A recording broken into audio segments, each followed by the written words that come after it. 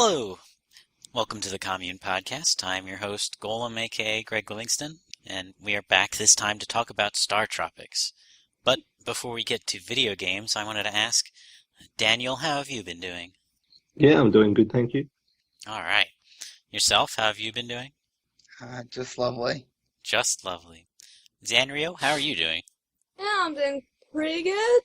I'm enjoying the end of my vacation. Summer break. Yeah, a really long one. Wario fan, how are you doing? Well, I'm kind of sick with something, but otherwise fine. Oh, that sucks. Adrian, how are you doing? I'm okay. School started, so it's not too bad yet. You just got to sit through some boring lectures, going over the syllabus. That Yeah, kind of right. junk. Yeah, I love the going over the syllabus class. I never showed up at class till like the third week because of that. I want to make sure we were done with the syllabus before I showed up. The third week. Sadly, Yeah. UCF is similar to Valencia, where you are immediately kicked out of class if you do not show up the first day. Nice. It's awesome. And It also damages your financial aid. oof.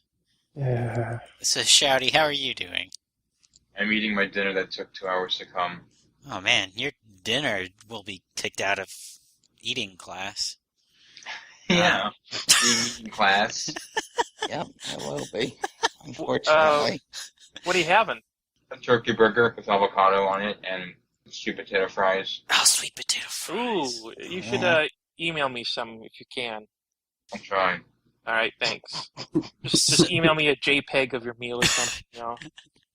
So there are a couple other Zelda-style games with a jump button.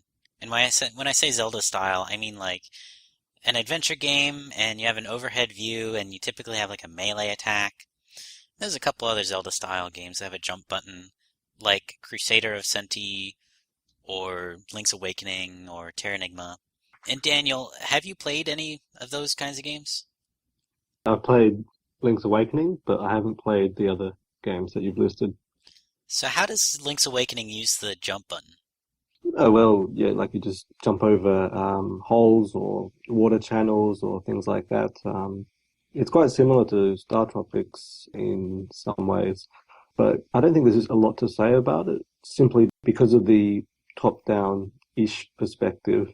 You're not able to see, easily judge, I should say, the height of the avatar's jump. And so I think that because of that reason, they don't build a lot of variability into it. So it's like, unlike in Super Mario Brothers, where you can control the height of the jump with your button presses, in StarTropics and also with Link's Awakening, you press and you just do the jump like of a fixed height. At least I think that's how it is in Link's Awakening. I haven't played it for a few years.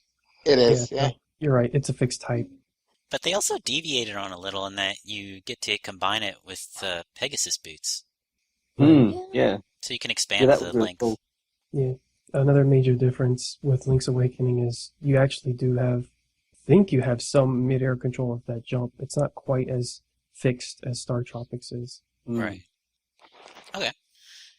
Yourself, have you played any Zelda-ish games with a jump button? Yeah, I played Beyond Oasis, which had a jump. So how does Beyond Oasis use its jump?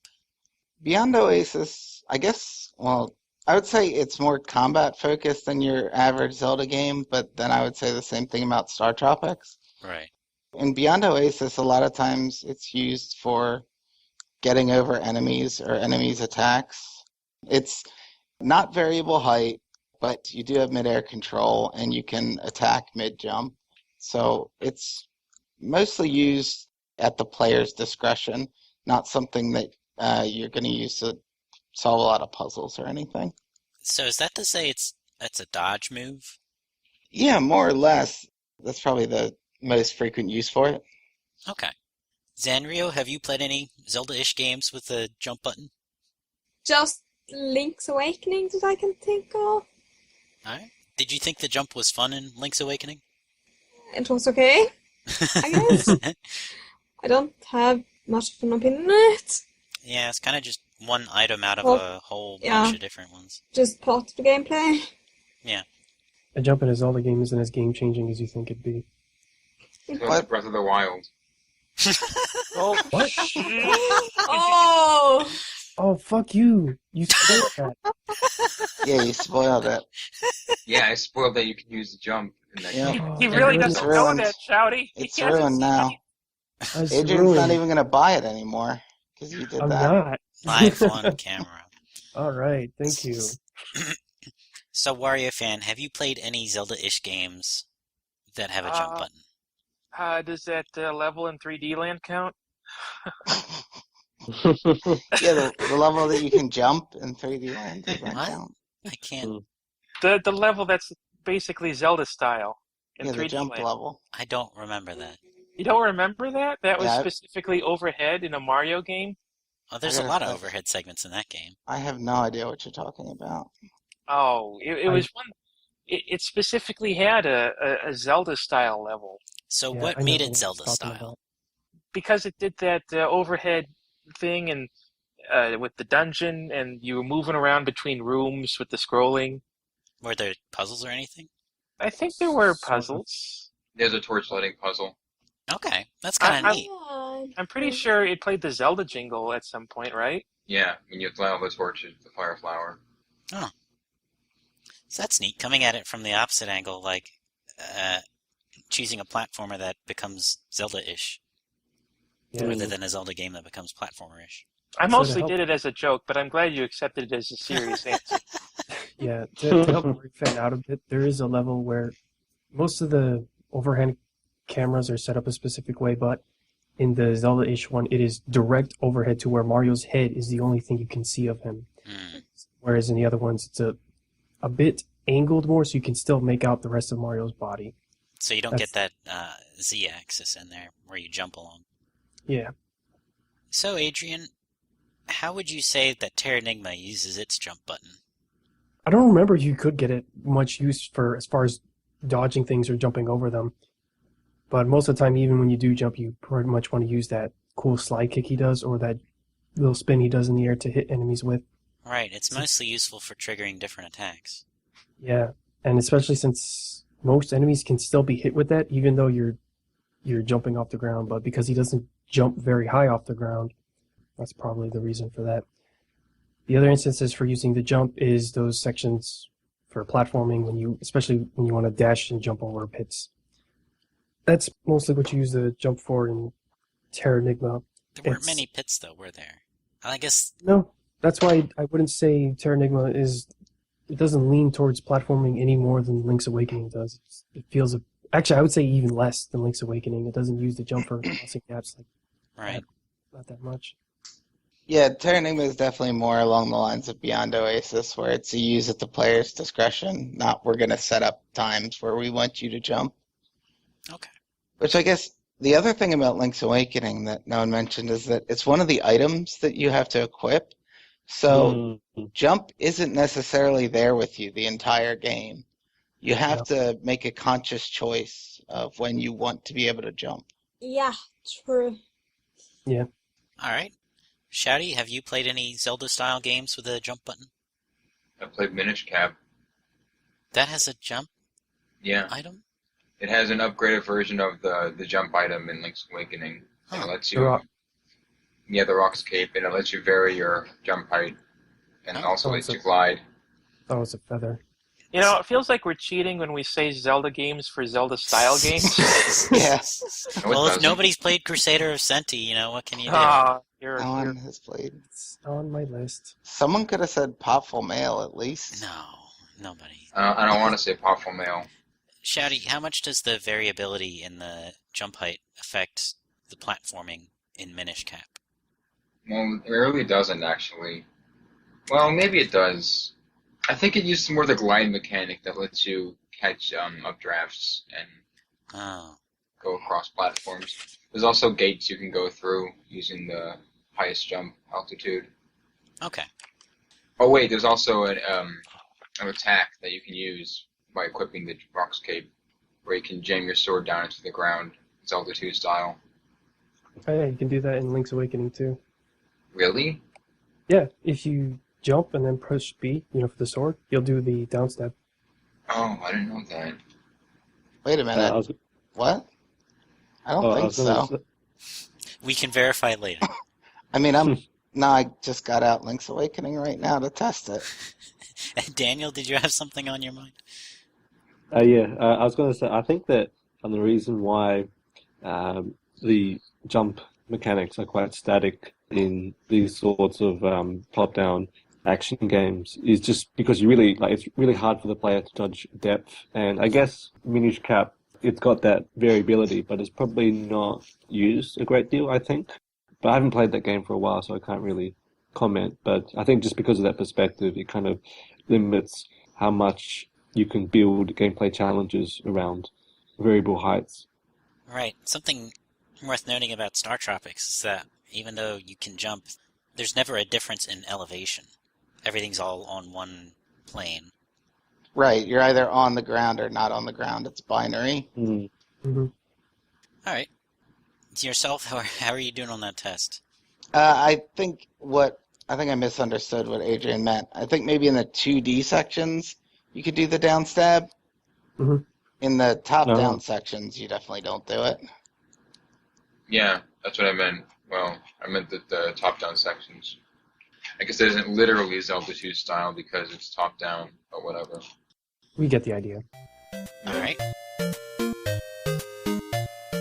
StarTropics is an overhead action game, so Mike walks around the screen and fights enemies. However, he has to move in full tiles rather than smaller, fine movements. This influences gameplay at its very core, and it's unusual. So we'll spend some time considering the controls of StarTropics in and of themselves. In this next segment, I wanted to talk about the controls. StarTropics has really interesting controls, but I don't know a great way to talk about them in and of themselves. I do. Shouty, how would you describe the controls in StarTropics? Yeah, you Very host the clunky. podcast. Sorry, what were you saying, Shouty? Very clunky, almost like moving a chess piece. What makes it clunky? The fact that if you want to change your direction, it takes a while to get going in that direction. Yeah. Because the game accounts for you changing your direction as a separate button input as moving in that direction. Before we get any further, Adrian, could you give us like a quick rundown of how all of the movement abilities work? Right. I guess how I would describe it is stiff, because as Shade was saying, and whenever you move and the direction is different than the direction you are already facing, it takes a little bit of time for Mike to face that direction and then to move into it. So you can never instantly change direction like in Zelda. Just on a more basic level, Mike is always mapped to a tile grid on the screen. Yeah, You can that's never- him. You can never move outside of an underlying set of tiles. I think it's like 32 by 32 pixels or something like that. 30 by 32 pickles. Pickles, yeah. But the point being that His you movement can't is more move in discreet. fine-grained movements. And so while Mike is taking a step, you can't cancel that step with anything. You can also jump no, on the Wait, spot you at any can. point, you or can cancel it. Yes. you can What cancel it. cancels it? You just Moving in the no, opposite no. direction. Jumping doesn't cancel your movement, though. You jump during the movement and then No. continue the movement. Like when he No. lands, he'll finish taking the step. But you can still cancel it by moving The opposite in the direction. opposite direction quickly. Right. That That's what I doesn't. You used don't to. occupy the next tile that way. No, that's what I used to bait out the snakes. If you Mhm. move in one direction and then hit the opposite direction, Mike, if you're still in between the tiles, he will turn back and he will actually move instantaneously. He doesn't take any time to turn around. He just goes back. Okay, that's interesting and worth knowing.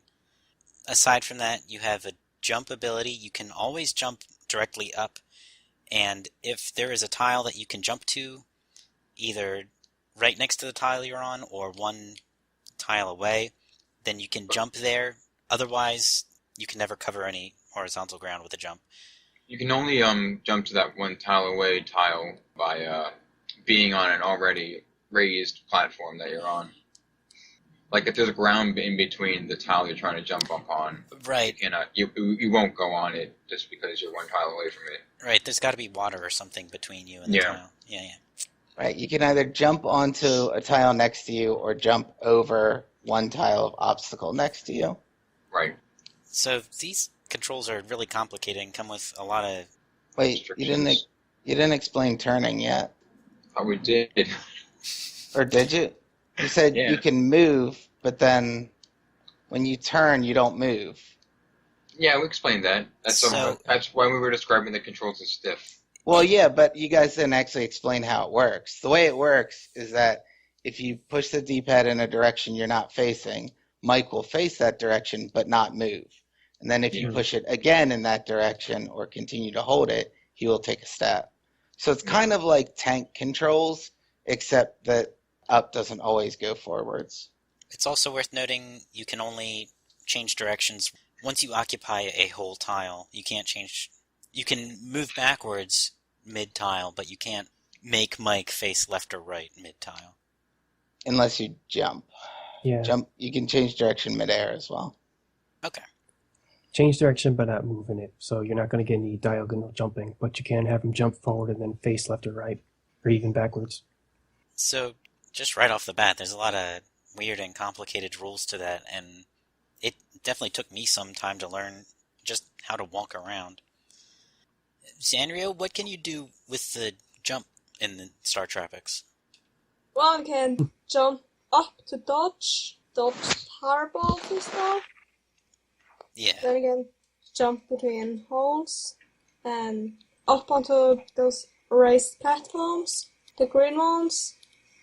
Yeah, so you use it to get around and dodge stuff. There's definitely, throughout the game, there's a lot of stuff you need to jump over just because there's no way to walk around it. And, There's one more thing you can do with jumping. Yes? You can use it to step on switches that may or may not be visible. Oh, yeah. Or activate a switch or make an item appear out of nowhere. Yeah, that's true. Open a treasure chest. Mm-hmm. So you have the jump as a means of getting around, you have the jump as a means of dodging stuff, and you have the jump as it's the main way you interact with puzzles in the game, and that's how you activate a switch to make something occur in the screen. Right. You rarely push B or the yo-yo to pick up things. Well, you actually can pick up things, but I mean for the chest. You don't open a chest with the yo-yo. Yeah. The other thing that you can do with jump is that you can also jump and attack at the same time, and you'll do like a forward diagonal yo-yo thrust in front of you, which is neat. Yeah.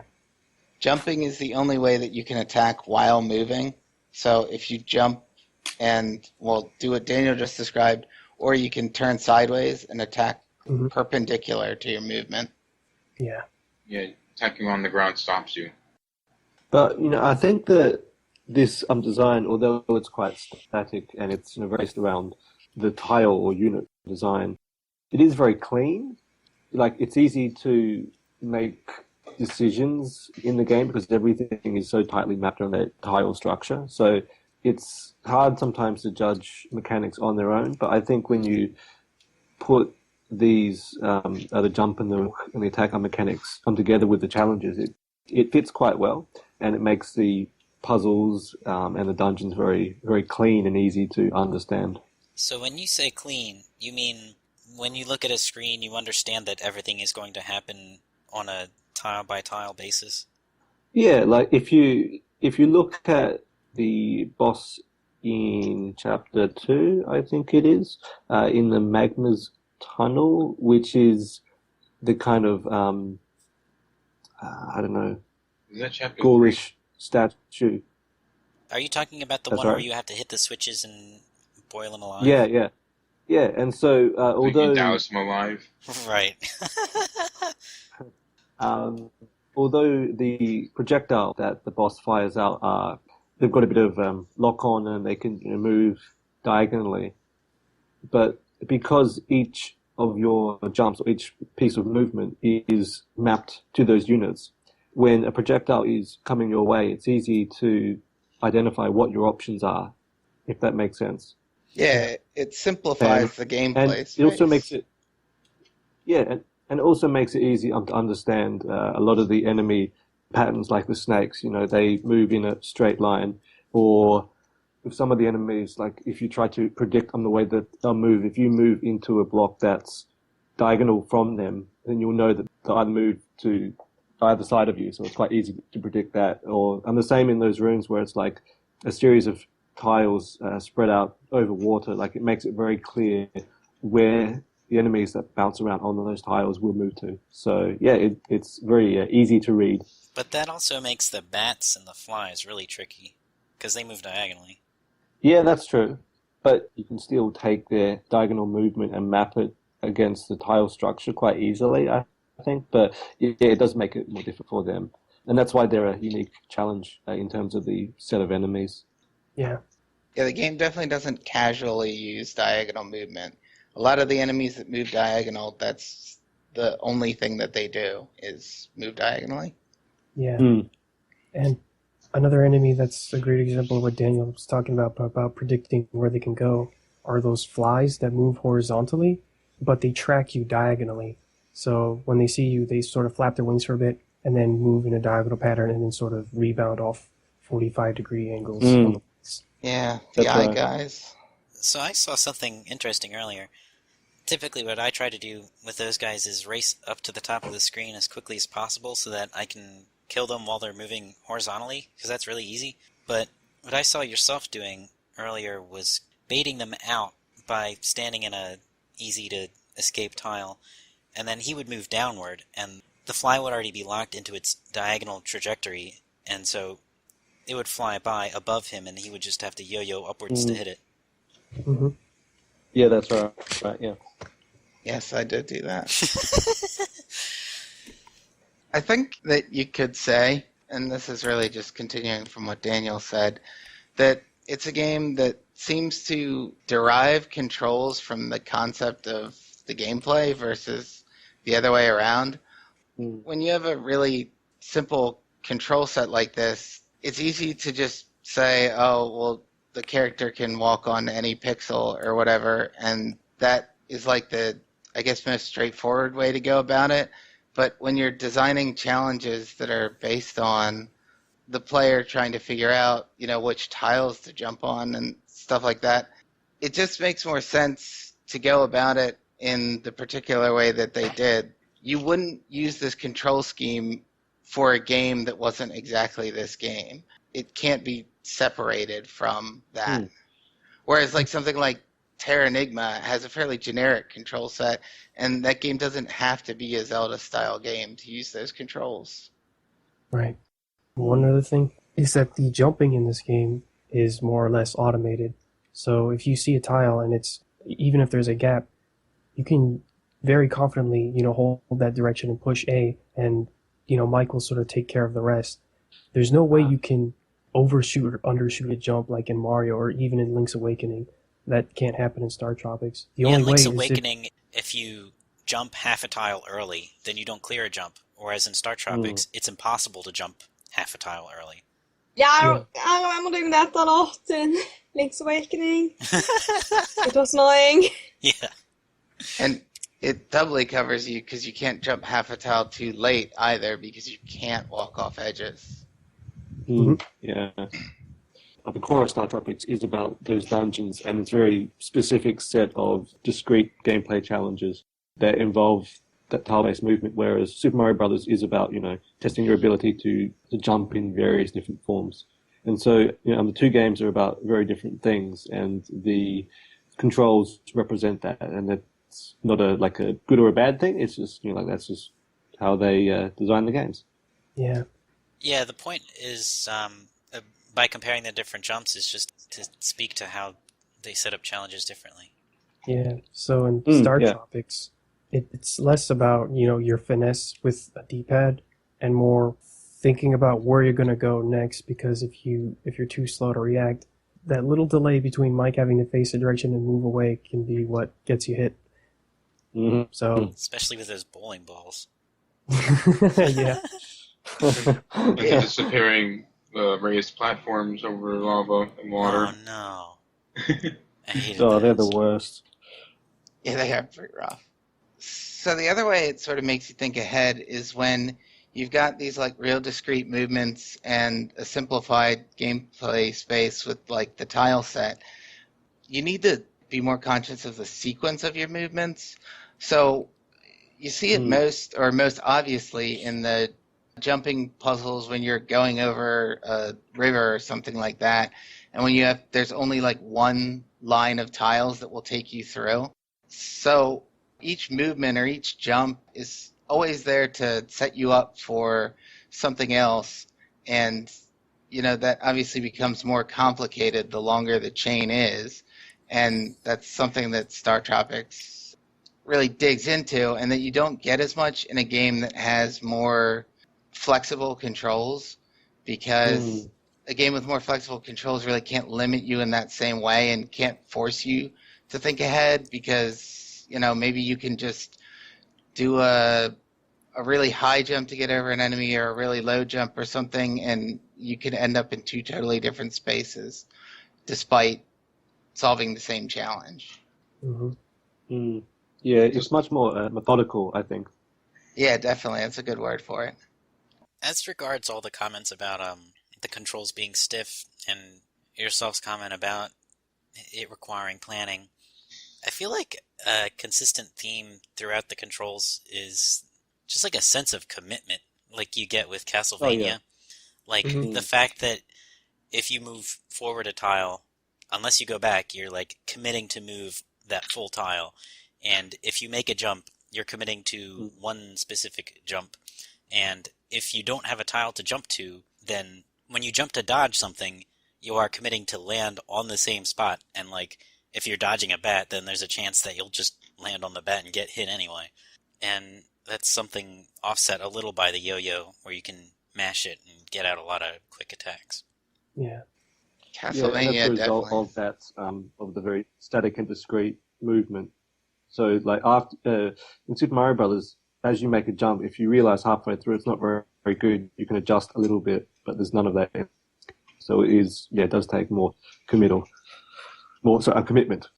Castlevania is really the point of comparison for me as well. I feel like the game is a platformer insofar as Castlevania is a platformer, and I know that a lot of people that would be like, yeah, of course it is, but I think they use it to the same extent, basically. They use jumping to the same extent.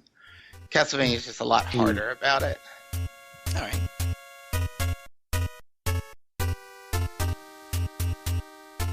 In these upcoming segments, we'll talk about the theme or central idea of some of the levels.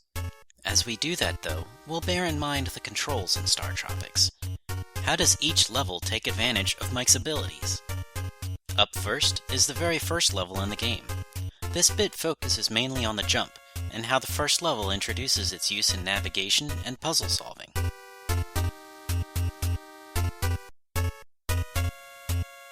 Wario fan? Hi. What dungeon will you be talking about? I'm going to talk about the original dungeon, the first dungeon. What gives 1-1 its theme? The theme, I would say, is welcome to StarTropics. This is how it plays. This is what you do. So what makes you say that? Well, along the way, you're going to have to realize, oh, this is what Mike Jones can do. He can jump across gaps. He can hit buttons. Oh, this is how I navigate through the maze. These are telltale signs here. At one point, you're blocked by a treasure chest of all things, and you can't get through unless you open it. So you have to jump around the very narrow hallway for a switch to open the chest, and then you can take the item inside and continue on through the cave. Right, so like that moment with the treasure chest, the game forces you to encounter these really basic, low-level things about the control set. Right. I think it also maybe plays with your expectations if you're, say, used to Zelda, and exploring the dungeons there. Because, like we said, the big thing that stands out here is that you can jump, which Link couldn't do in the original NES game. So it's like, oh, these remind me of another game I like, but I can jump around and do this and that, mess with traps and all that. So It definitely sets the expectation that jumping is going to be a key element of this game. Like, this isn't the Rock's Feather. Right. Nobody would know what the Rock's Feather is at this point. Uh, The game was not out yet. that's just a general idea that I think everyone's perfectly aware of. The Common, concept of Rock's Feather. common cultural concept. This game is not very subtle about jumping, and neither is this first dungeon. I think the horizontal corridor, that's going to be the one that is really going to draw a lot of attention to the different spacing between the blocks. Because when you go through that room, you pretty much just hold left and just push A through it, but it shows that Mike can jump 1 or 2 tiles, but only 1 or 2 tiles. Right, he'll automatically lock onto the next available tile, whether it's 1 or 2 away. Yeah, so you're not going to accidentally jump over one green space and land in the water. Yeah. That is also going to be the room that if you didn't accidentally jump yourself into the water in the 2 rooms, or 3 rooms prior, the 2 rooms prior, this would be the one to also show you that Mike can only jump 2 tiles, because right in front of the door, because, the first time around it's locked, that red panel isn't actually there the first time. So if you decide to keep going left, thinking the floor panel is there because, in the room just before, you needed to push one in order to open the door, you'll jump straight into water. But if you, catch on quickly about Mike's limits, you'll think to jump onto the floor panel down, which will reveal that red button. I feel like this dungeon feels the one aspect, though, is that it doesn't really convey the basic mechanics of its dungeon level design. Like, you kind of have to guess around. You have to know that you're going to activate a switch somewhere by stepping on one of the green platforms, but I think they could have done that better by forcing Mike to jump on a green platform in a narrow room, to make him progress. But isn't what they're showing you that you have to try things? Like, if they did that, then maybe it would set your expectation that only when there's a green tile by itself is that a switch. By Right. locking the door, they still force you to learn that. Yeah, and I guess another... that's true, but I guess then they should have used the room with the treasure chest first before any other rooms. Well, I guess what I was going to say is that in the 3rd room where you first encounter the red switch, that's the only way to actually get to the other side. So you have to land on that in order to, but how am I approach the supposed to door. know that stepping on green platforms causes the switch to happen? Because Because there's nowhere it's the else only, to go. yeah, it's the only way to get to the other side. Because if you do it on the one left, you'll just fall right in the water trying to get to where the door is. If you do it on the one on the right, same thing. You'll jump into the water. You have to land on that tile to jump to the other side. It's just not as elegant as I'd like it to be. Oh, See, I really like it this way because it's setting your expectations while still being a challenge. Whereas I feel like what you're describing to me would feel like a tutorial. And I think that this dungeon is a great example of how to teach a player how to play a game without hitting them with a tutorial. It sounds like what we're describing is a dungeon that lays the groundwork for the rest of the game, but is not unique from the rest of the game. Just that it covers the very basics of walking around and jumping between tiles in a way that you'll be doing throughout the rest of the game. yeah. For the game's focus on jumping, do you think it's strange maybe that they don't have jumping in the overworld? No. The world is kind of just a navigation puzzle most of the time. Yeah, you're right. I guess it's sort of like StarTropics is kind of 2 games in one in a way, because you got the overworld Mike and you got Dungeon Mike. Well, the overworld Mike is just Dungeon Mike without combat. It's and relay. jumping. What I would say is that it very cleanly separates the 2 aspects of Zelda into the action element and the exploration element. Yeah. And they're 2 separate games. Yeah, I was just about to say, because you could almost say the overworld of Zelda is a dungeon in itself. Right. Yeah, and I think that the overworld is more used as a sort of narrative and framing device. It's very Dragon Questy. Yeah, it's actually nice. I like it, and I'm not always a huge fan of mazes and stuff, but I think it gives the game a real nice pace, having that stuff in between, so you're not always in dungeons, always under fire. Yeah. I agree. Agreed. All right.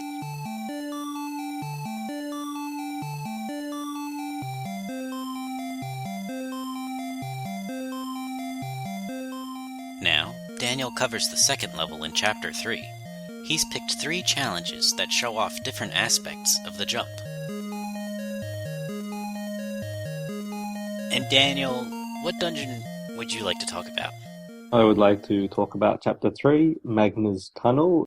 I'm not sure what number we're ascribing to it. Is it 3-2?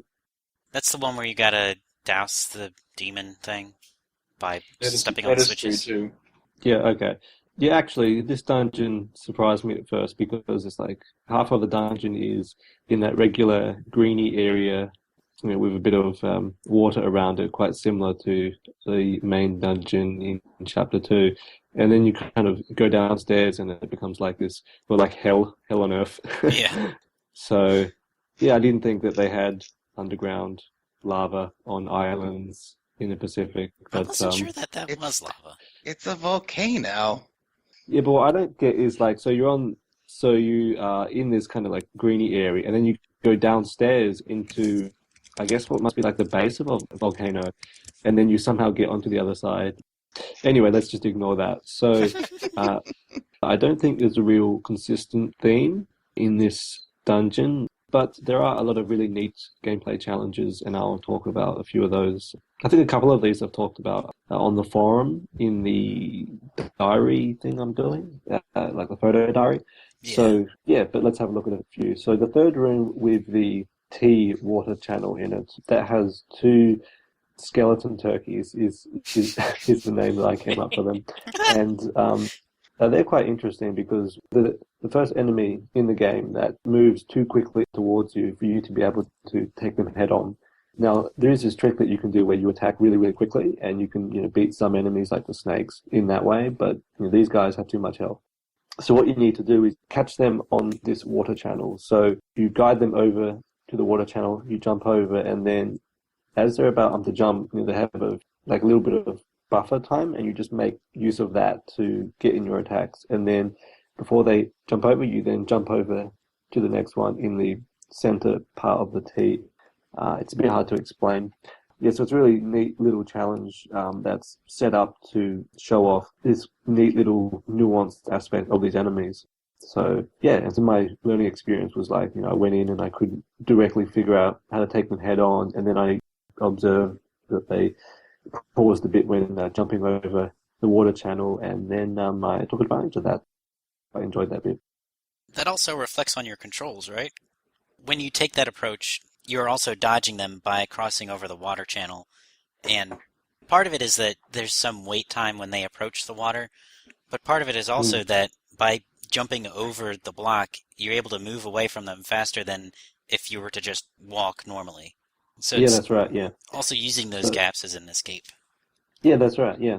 It ties jumping and attacking up together in a neat way. I actually have been able to take those guys head on, but it is tricky because if you push the button too fast, it doesn't work, they'll run right into you. But I found a specific rhythm from which I can tap the button to be able to take them out in one swoop before they can hit me. Every single time it's really close, but you can do it. Yeah, I just do what Adrian does. I just take him head on. That sounds hard. It entails just mashing the button as fast as I can, and it always works. Skeleton turkeys are nothing for ace Seattle pitcher Mike Jones. He's like a sophomore in high school. Yeah. Really? I thought he was like 10 years old. He's 15. Okay, whatever. Did you read the manual? No. Yeah, but if he's a sophomore and he's the captain of his high school baseball team, they cannot be a very good baseball team. No, I think it was junior high baseball team. Well, then... So he got held back? Yeah, something's really wrong there. Anyway. So then in the next room, it's a darkened area, and there are snakes just to the left with the 1, 2, 3, 4 rows of grass. And so what you'll notice is that on the third one down is a bit longer than the others. And so as you move along the vertical platform just to the side, it will draw out the snakes because they're in alignment with you. And if you notice, and if you pick up that the snake on the third row moves out one more tile further than the others, and that will reveal that you can actually move across there without jumping into the water. And there's a similar thing just later on with the 3 blocks just afterwards. And what you do there is that there's a little octopus and he'll jump in between those 3. So I thought it was really neat how they just changed the presentation of this room, and then it created like a new type of challenge where you really had to focus on the movement of the enemies in a different way. That's a neat knowledge test where you have to observe how far something moves or where something moves, and then deduce from that, that's ground I can step on too, and you have to apply the knowledge that you can only jump over one tile, and use that to find where enemies are and where you can go. You have to know the Yeah. enemies too to be able to do it. You have to know that those snakes only move when you walk by them, Right. and that they will continue to move until the end of whatever they're on. Yeah. You know, they don't stop at a fixed distance. Yeah, so that's really neat. Then we pretty much get to the boss, which I really like. What I like about this boss actually is that there's no like yo-yo use. It's actually just jumping and moving. So it's quite unconventional for a boss in that you're not attacking, which is cool.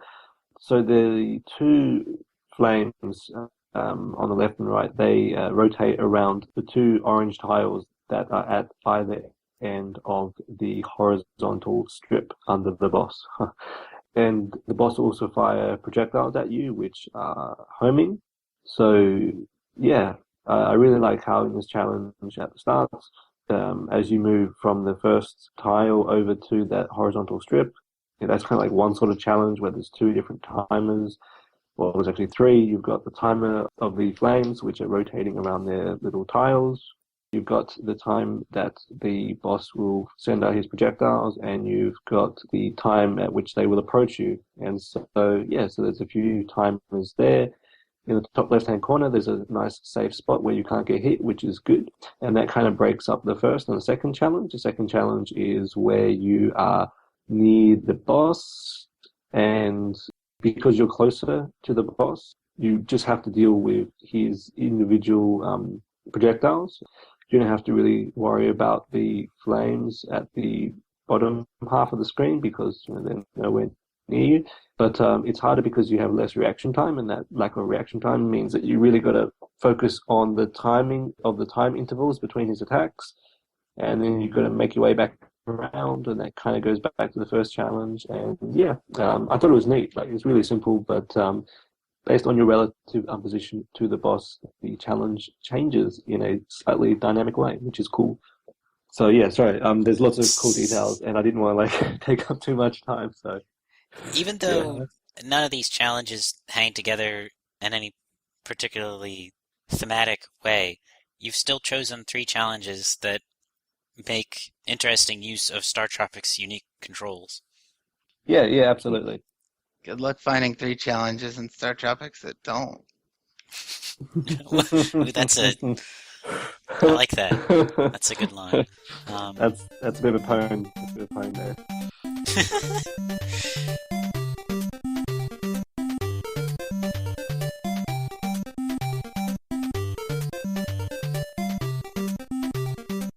Daniel's examples flesh out the jump in StarTropics.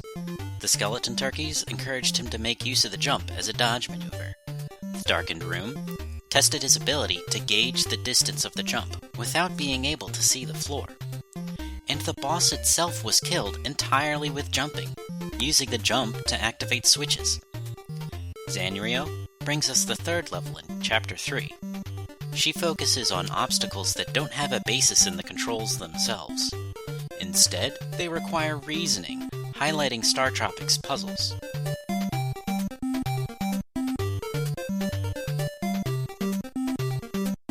Zanrio, what level will you talk about? 3-3, the Alright. ghost tunnel. So what would you say is this dungeon's theme? Well, the ghosts, the enemies that you have to use an item to see, or else they attack you and you don't know what's going on. Yeah, that's really frustrating. So not first time I didn't understand how to use that item I picked up and didn't even see it, so I thought it was a bug or something, and when I got in the room I just got hurt out of nowhere, so I thought the room had some poison gas in it or whatever. I don't know. Yeah, That was my thought too. Yeah, same. So Yeah. See, the game doesn't teach you about using the pause and then the... no, so I didn't know what was going on. I also noticed that with the snowman item before, but I didn't actually need to use that, so yeah, I don't know. Yeah, it's a little goofy. Sandra, could you explain exactly how and why you use the wand item? Yeah, when you want to use it, pause, go down, then you click it, and then if there's any invisible enemies in the room, then they appear, and you can see them and attack them. Right, so you then kill the enemies and it'll open any doors you might have missed when you couldn't see the enemies. Yeah, so for some reason I didn't realize you can kill the ghosts first. Oh, I yeah. didn't even try attacking them, but I thought They're already dead. some enemies I couldn't attack the first room where I just had a hit switch this. So I just kind of walked around them, avoiding them, and but then I realized when I was in one of those rooms, I have to kill the enemies to open the door. Right. In kind of StarTropics defense, this game was made in a time where developers kind of assumed you would read the manual and learn how to use items, but otherwise, I encountered similar goofy. I did figure out eventually that in order to use it, you have to hit pause and then down, and not the select buttons. I had to Google it. Yeah, it wouldn't surprise me, because when you push pause, it doesn't open up the menu; it just stays there, which is another kind of misdirection in your effort to find where's that item I just picked up. Yeah, I thought my game had a bug or something. No, just a couple ghosts. So, Sandria, would you say that this wand item, does it reflect on your controls at all in any interesting way? No, it's just to use them from the magic item menu, and then you just click it once, then it works for the entire time you're in the room, so you just use once for each room. Right. In its entirety, it's a menu function, and it doesn't influence how you jump or move around or hit anything. Yeah, a limited menu function. The same goes for the lantern that is in this level too. Yeah. Oh, yeah, I forgot this is a level with the lantern. Yeah, and so it does build on some of the previous themes that we were talking about before with the darkened rooms. That's true. You have darkened rooms, and the dungeon is consistent within itself in how it has the two screen... Activation items? Yeah, I guess you would call it. That both have nothing to do with how you move through space. Is this unique from the rest of the game? Do any other dungeons use those kinds of items? Yeah, there are other chapters that use the magic rod. The lantern, I don't remember, though. I think that's the only challenge. I remember the scepter showing up in maybe 5.1 or Yes. somewhere where I never used it. Yeah. That's No, it's required in Chapter 5. Oh, it is? Yeah. I guess I just forget where I used it then. But yeah, aside from like that one oddball moment, this is really the only place in the game you see that. There's also other elements that are really annoying, like there's the reflective shield in one of the rooms, and if you don't get it in that room, then, and if you go onto the next room, then you pretty much have to give up. Yeah. And I remember getting the timing wrong with that item sometimes, so I put it off too early and I still get hit. Yeah.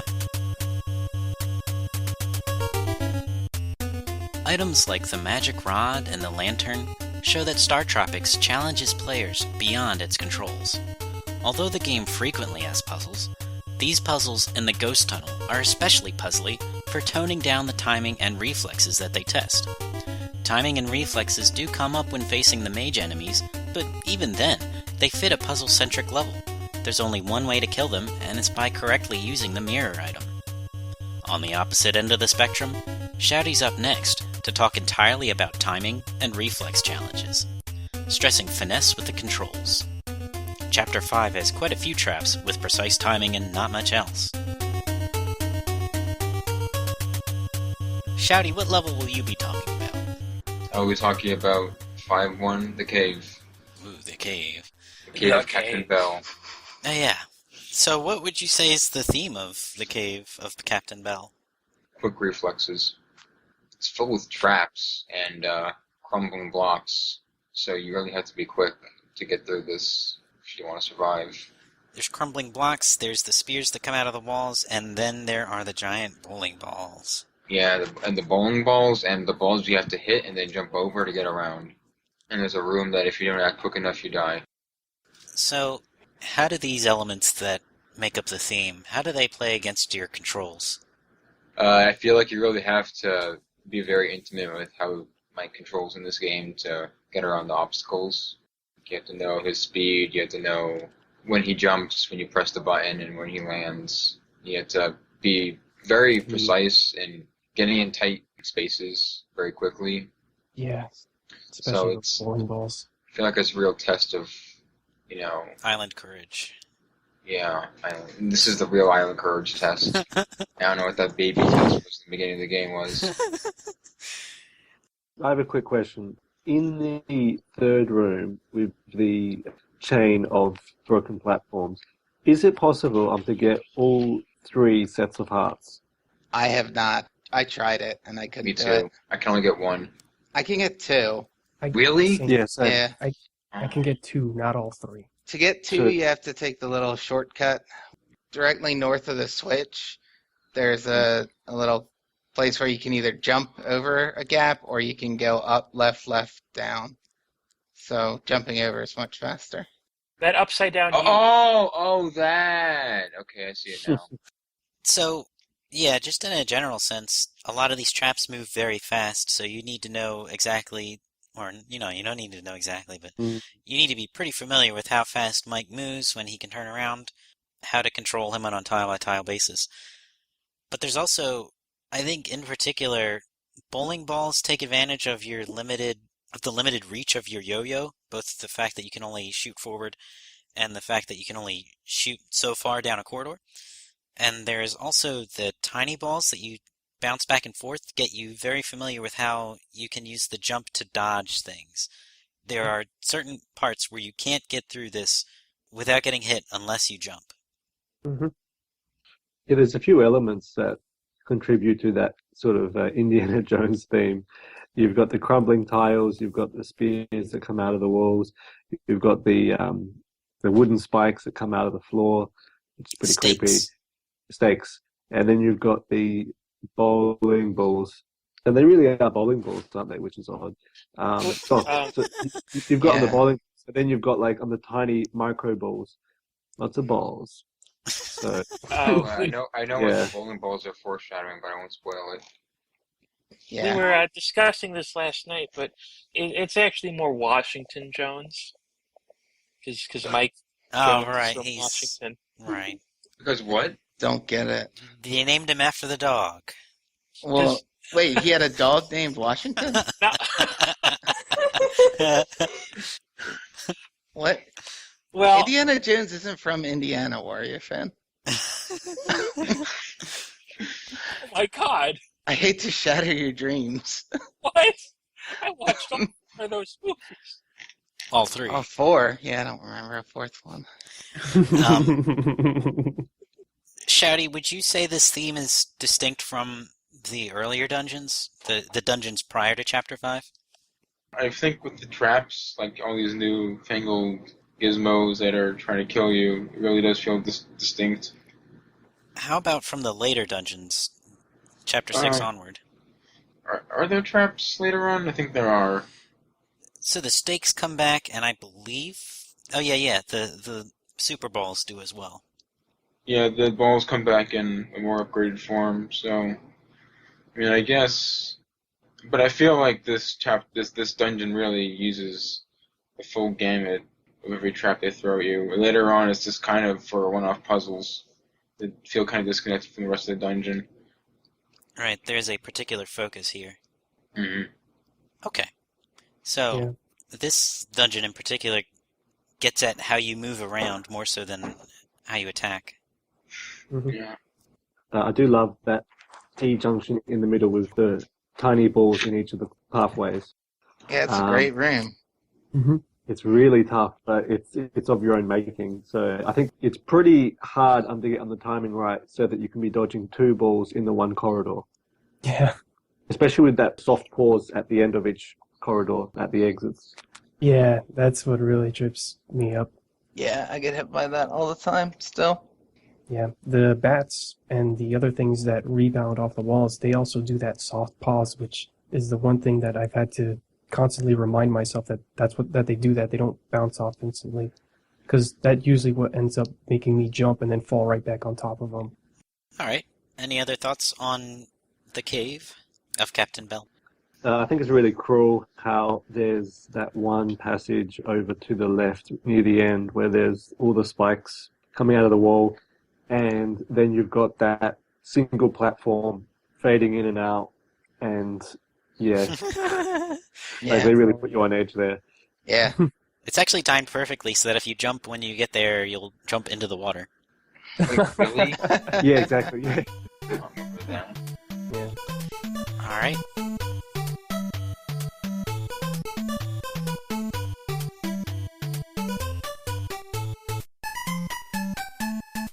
Don't get me wrong, Mike's walking speed is always relevant in StarTropics. However, the challenges in Chapter 5 are as strict as they are simple. The spear traps launch directly at Mike, and with a moment's hesitation, Mike will get hit. All of the other challenges we discussed require really tight timing too. Chapter 5 in particular tests the player's command over the speed of controlling Mike, his walking speed, as well as every delay in his moves. Now, we have yourself, who has the first level in Chapter 6. An item in this level expands the distance of Mike's jump, creating a new challenge by changing a familiar ability.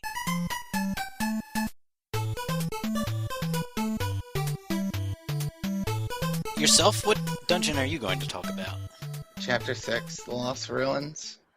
That is not called The Lost Ruins in the game. Someone just made up that name. So, what's the theme of this dungeon?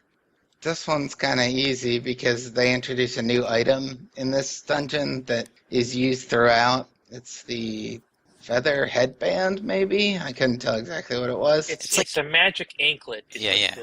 What it is. Wow, that's one big ankle. I thought it was So, wing shoes. You know, like Hermes sandals? I thought it was like Hermes headband, but yeah, same idea. So I think me and Adrian are right, and you guys are probably wrong. Somehow putting on an anklet changes your shirt color. So they introduced that at the beginning of the dungeon, and what it does is allows you to jump 2 tiles or over an obstacle that is 2 tiles instead of just 1 tile. And you can still make 1 tile jumps, but now if there's nothing for 2 tiles, he'll make the longer jump. The item lasts for the duration of a room. Are there any other items that do that? I don't think so. That you just pick up and yeah, I don't think there are any other that activate automatically, and it's more like a traditional power up, I guess, than anything else in this game. The pill activates automatically, but its effect carries over between rooms. I don't know what the pill is. Okay. The double length jump is something they introduced right away in the second room of the dungeon, and the way that they do it is there's a river across the room that is 2 tiles wide, and there's no apparent way to cross it. So who knows if it says in the manual, but you can figure out on your own, okay, this thing I picked up probably lets me jump over here. So you do that, you can see you can jump 2 tiles, and then it also, right there in that room, makes you do a 1 tile jump, so you can figure out right away as well that you can still make those. So there's no ambiguity to it, really.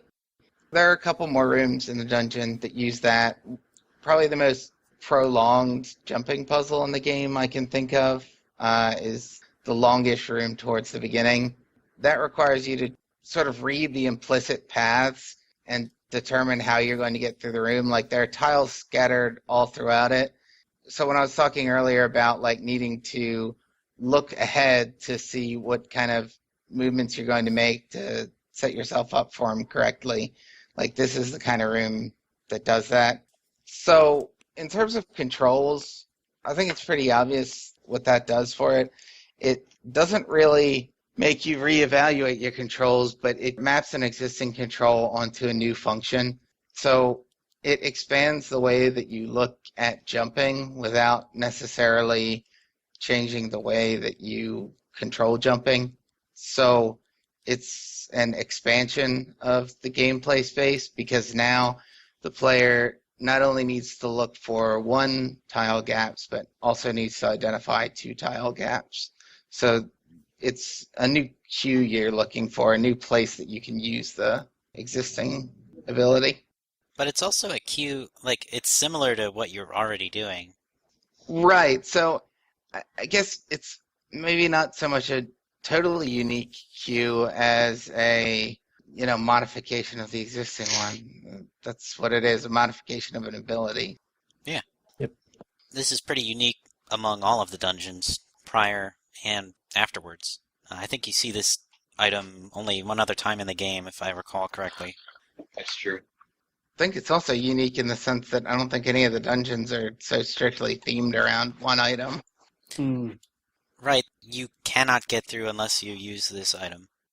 In that sense, almost feels more like a Zelda dungeon than the others because there's so much focus on this one new ability. Like, obviously, it doesn't exactly parallel the way that works in Zelda, but the way of expanding the player's abilities is something that is, associated with Zelda games. Yeah. Yeah, the difference is that it's limited to a power-up and not an item that you can keep with you for the rest of the game. Yeah, it's also disorienting that anytime you leave a room, you go back to the old jumping. Yeah, there are definitely times. Towards the end, there's one room that, for whatever reason, I just always forget that I need to pick up the... Oh, because it's the one room where you actually have to hit a switch to make the power-up appear. Or, no, not the one room, but it is one of the rooms that makes you hit a switch to make it appear. And so, yeah, I do tend to forget to hit that switch first, then go get it, then make the jump. What's interesting about these challenges is that before we've been talking about challenges that highlight one aspect of the controls or another, but here it takes controls that are already familiar and then changes them so that you have to relearn them. Right. So I think it's a good late game way to make you reevaluate the same kind of rooms you've been looking at the entire game, but now with a slightly new ability or control or whatever. All right.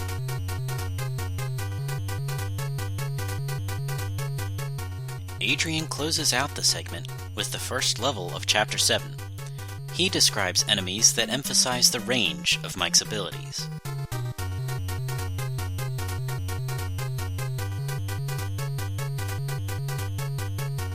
And last but not least, Adrian, what level will you be talking about? I'll be doing the first part of Chapter 7. Alright. So what's the theme here? Well, visual theme is spaceship, but as far as gameplay themes, it really stresses the laser gun a lot, because this is a level that has a lot of projectile enemies that are also kind of a pain in the ass to deal with. And those enemies, they actually do bring out something in the controls, or I shouldn't say it brings out something in the controls, but it just, basically the way you want to take out these enemies is you kind of want to kite them, because what it brings out with your yo-yo, or what I should say is your Morning Star, is that your Morning Star is exactly, for the yellow robots, one tile longer than their shooting ranges. So you always have to be within that 3-tile distance in order to hit them, and if they move closer to you, you kind of want to back out of that range. So you kind of have to stay in that nice little sweet spot to take out the enemies. And that's what they stress about the controls. This is also true for the laser guns, which the green enemies, they shoot about 5 tiles, and you need to be 6 tiles distance in order to hurt them without being in the line of fire yourself. It's my understanding that the laser gun will only shoot as far as their laser gun shoots, and so you're forced to dodge over their shots. Is that accurate? No, I believe it shoots 1 tile longer. Okay. Because if you look in the bottom right corner, that is the distance vertically. If you count the tiles, it's 1, 2. Wow, it's so hard. 1, 2, 3, 4, 5, 6, 7. Oh, it's actually 7. Oh, yeah, no, that's right. Yeah, so if he's on one end of that, long pipe thing and you're on the other, you can hit him without him hitting you. It's hard to see, and it's most of the time hard to do because, that's most of the screen. And Right. they don't give you a lot of opportunities to be that many tiles away from them to shoot them down. So that's what makes the green ones even more of a pain in the ass. You would say this dungeon really brings out a good sense of the range that you have from your abilities. Yeah, it definitely brings out the range. The other thing is, it also brings out the limitation of the jump, especially those green ones, because they shoot multiple bullets at once. You might be able to jump and shoot and probably jump over one of their bullets, if you're within their range. But, nothing stops them from just shooting from the other bullet falling right after it to hit you. They actually shoot in volleys of 3 that are timed so that you can jump between them. Yeah, of course. The thing is, they don't have much of a tell when they're about to shoot. And especially when you're directly in front of them, because Mike himself is 2 tiles tall, if they Right. shoot like at that close, yeah, good luck seeing that. So the enemies bring out the range of your Morning Star. If you have the yo-yo, that's too small of a range, so that brings out you needing to jump over their bullets, but good luck trying to time that at that distance, because those bullets are fast.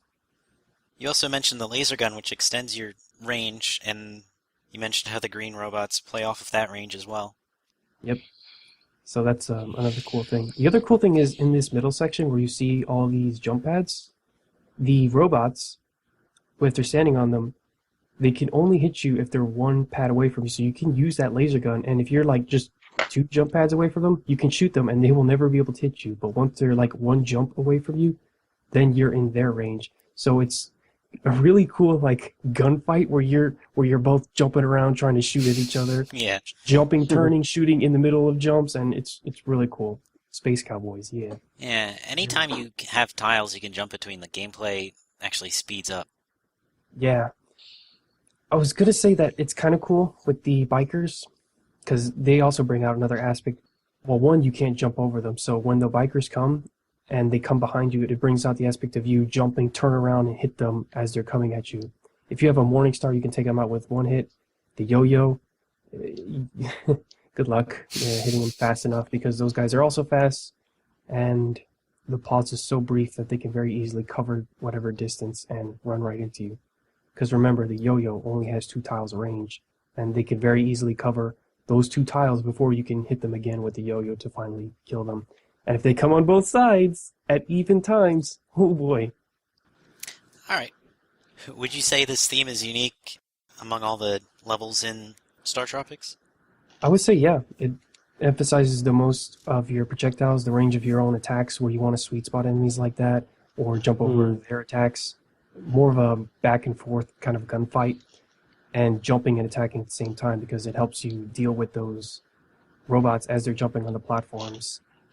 And so you can hit them without having to get into their line of fire if you're both close by. Same with those biker enemies where you can't jump over them because they're too tall. So if you want to move across without having to stop and wait for them every time, you can jump and then deal with them as they zoom at your position, provided you have the Morning Star to make that easier. Right. But this is also a level that really stresses you being up and you're powered up straight. Otherwise, you're going to have a really bad day with just the yo-yo. Yeah. Or if you don't have that gun, because that gun is also helpful. The boss is also really cool. What's going on with the boss is it uses that sick-ass power-up that was in your self level that he covered, where you can jump 2 tiles. And this time you do it with these 2 Gundam Zaku-looking robots. And, you jump across these 2 tile spaces. You're like moon jumping while trying to shoot at them at the same time, and it's really cool. I cheesed it a little bit by using too much of the cleats to take out most of their health, but I did run out and eventually had to resort to, getting in a cool... How did you still have cleats? Oh. You see where Section G is in that top room? I got those cleats and kept it with me through the whole way. Oh. So yeah.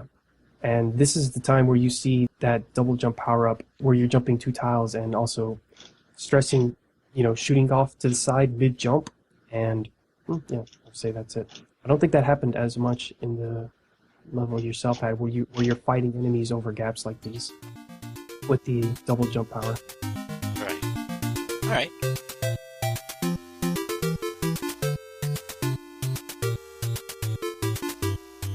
All told, StarTropics has a variety of ways to test your skill with the controls. Sometimes it takes good use of the jump, or an understanding of an entirely new jump. Sometimes it takes good timing, and other times it takes good spacing and range. And it can even take emphasis away from the controls to consider some puzzles.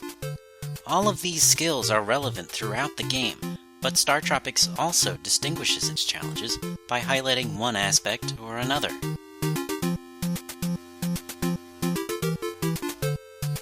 So, in conclusion, Shadi, do you like StarTropics? I think it was a worthwhile experience. I think I really tested my mettle as a video game player. It was a hard game. It wasn't hard. I think it was pretty fair because, it didn't, it just sent me back to the beginning of each dungeon after I died.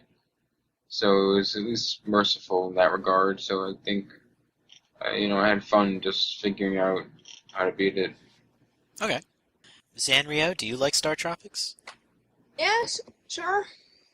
Alright. Yes. Yourself, do you like StarTropics? Yeah, so far I think it's great. Alright.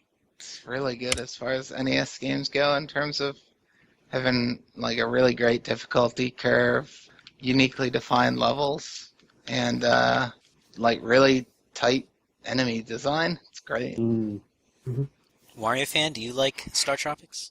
Oh, yes. I definitely. Alright. Adrian, do you like StarTropics? Yes, I do.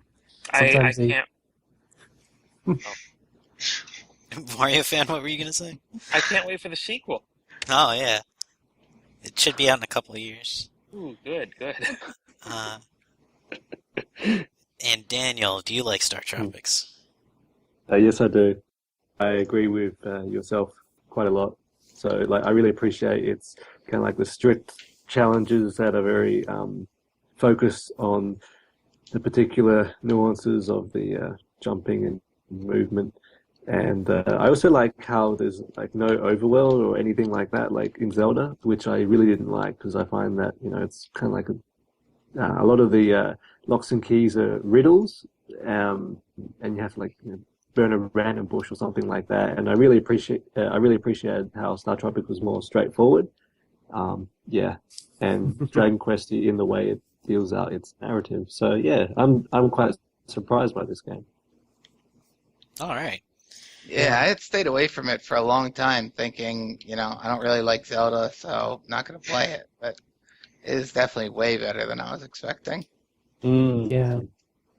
And to me, I find this StarTropics, a lot of what it does is actually what I find more in, basically not the first two Zeldas, where each room feels distinct and there's a certain flow to the room and how they want enemies to sort of pressure you.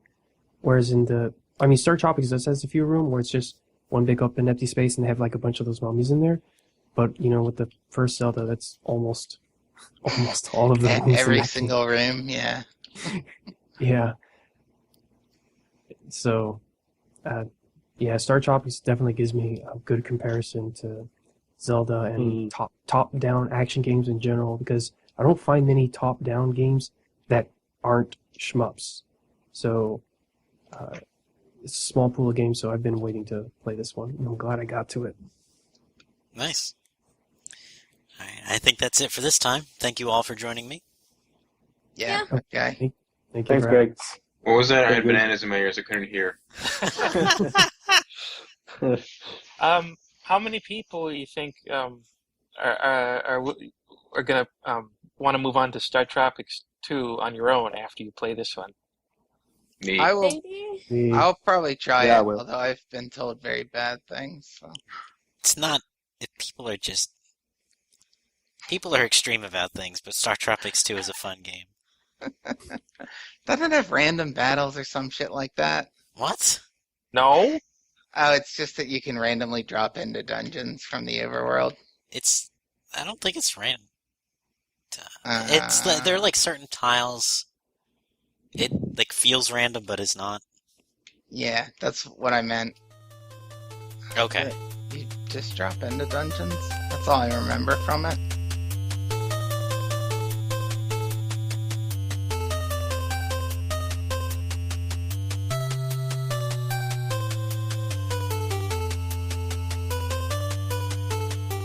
Where was the music in this podcast from? Oh, right, it's from StarTropics. If you have any comments or questions, please email vgcommune@gmail.com. Because StarTropics takes place in real time, it will of course always test your finesse with the controls. When we consider those controls in themselves, we understand the tools we have to overcome challenges in the game. The controls are our means of interacting with StarTropics. Rather than focus on how enemies move or how levels are laid out, this time we discussed how we chose to interact with StarTropics in reaction to those enemies and those levels. This podcast was recorded and produced in coordination with the Miracola Arts Council.